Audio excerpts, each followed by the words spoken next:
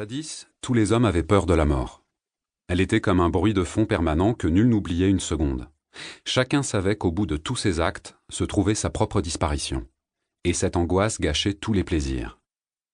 Woody Allen, un philosophe américain de la fin du XXe siècle, avait une phrase pour décrire l'état d'esprit qui régnait en ces temps-là.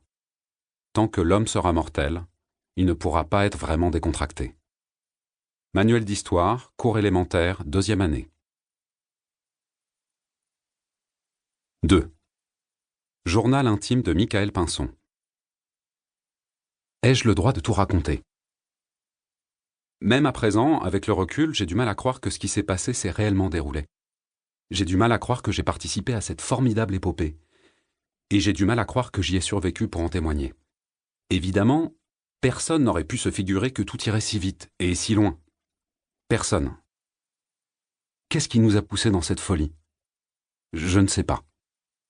Peut-être quelque chose de tout bête qu'on nomme la curiosité.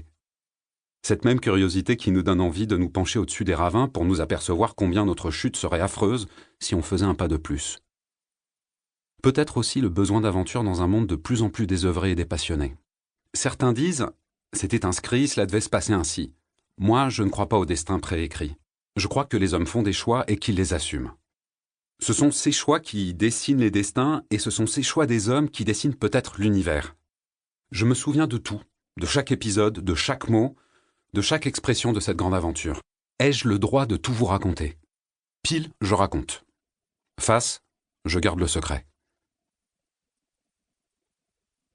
Pile. Si je devais chercher les origines de tous les événements qui se sont enchaînés, il faudrait que je remonte loin, très loin dans mon propre passé. 3.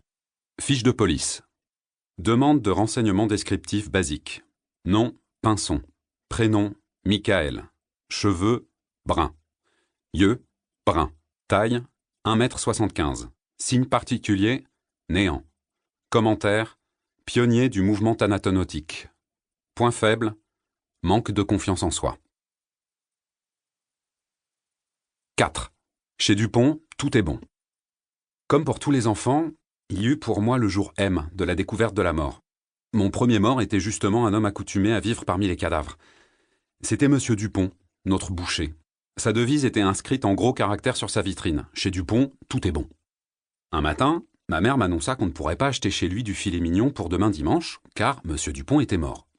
Il avait été écrasé par une carcasse de bœuf charolais qui s'était inopinément décrochée. Je devais avoir 4 ans. À brûle-pourpoint, je demandai à ma mère ce que cela signifiait, ce mot, M-O-R-T.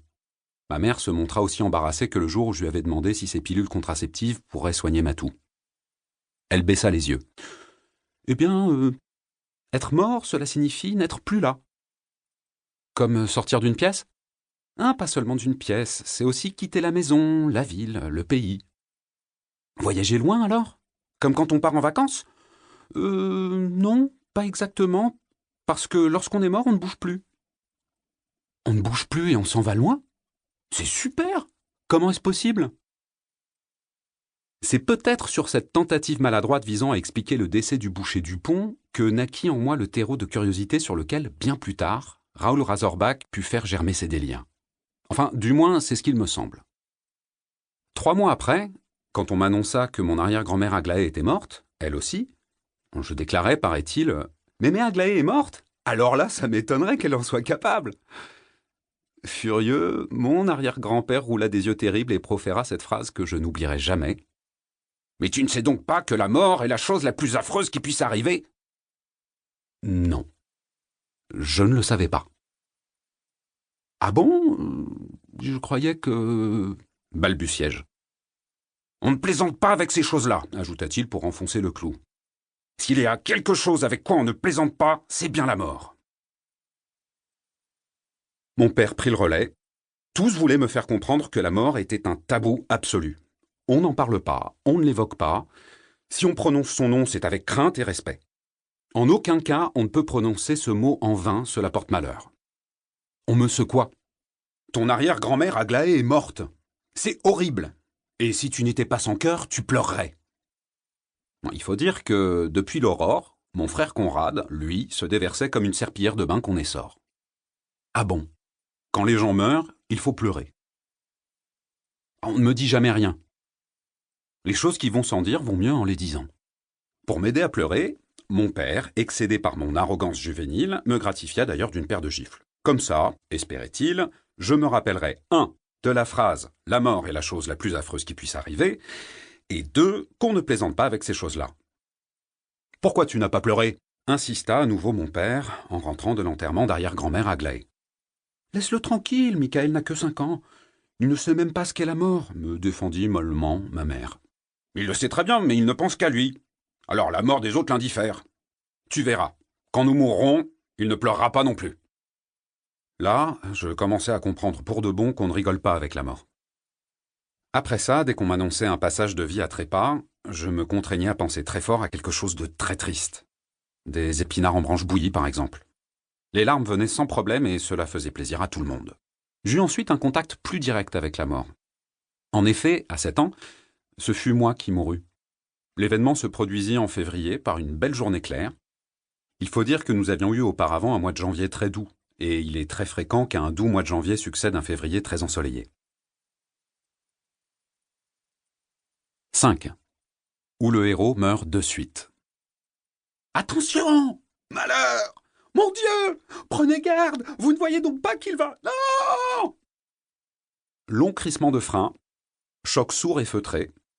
Je courais après mon ballon qui avait roulé sur la chaussée, et le pare-choc de la voiture de sport verte me cueillit juste sous les genoux, là où la peau est la plus tendre. Mes pieds décollèrent de terre. Je fus catapulté dans le ciel. L'air siffla à mes oreilles. Je m'envolai au-dessus du sol.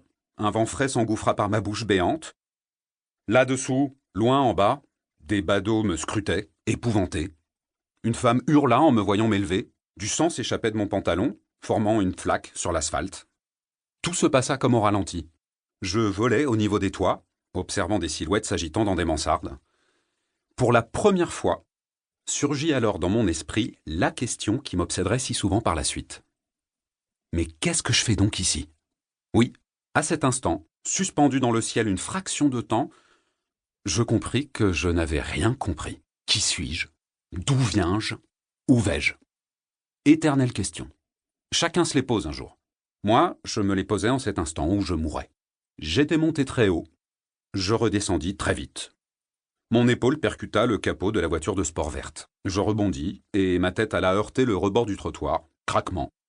Bruit sourd. Des visages effarés se penchèrent sur moi.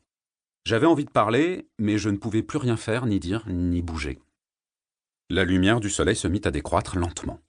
En février, le soleil est quand même timide. On sent que les giboulées de Mars ne vont pas tarder. Le ciel s'éteignit progressivement. Bientôt, je fus dans le noir. Le silence. Plus d'odeur, plus de sensations, plus rien. Rideau. J'avais juste 7 ans et je venais de mourir pour la première fois. 6. Publicité. La vie est belle. N'écoutez pas les racontards. La vie est belle. La vie est un produit testé et approuvé par plus de 70 milliards d'humains depuis 3 millions d'années. Voilà bien la preuve de sa qualité irremplaçable. Ceci est un message de l'ANPV, l'Agence nationale pour la promotion de la vie. 7. Manuel d'histoire.